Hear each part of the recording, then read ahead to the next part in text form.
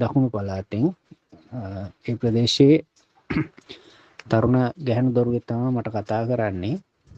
මනසින් ගිහිල්ලා බලන අවස්ථාවට යන්න සිද්ධ වෙනවා. මේකේ තියෙන, ඒ කියන්නේ මේකෙන් එක අවස්ථාවකදී මතුවෙනවා গুপ্ত කාරණා කීපයක්. එයාට ප්‍රධාන වශයෙන් රාත්‍රී කාලයේදී ගෙදරදී නිදාගෙන ඉන්න වෙලාවේදී යම් කිසි පුද්ගලයෙක් තමාගේ ඇඟට තමා අසල නිදාගෙන ඉන්නවා. එහෙම නැත්නම් ස්වභාවයක් ඇයට දැනෙනවා. ඒ වගේම යටිබඩ ආශ්‍රිතව පිරිමැදීම් ස්වභාවයක් ඇයට දැනෙන්න හට ගන්නවා.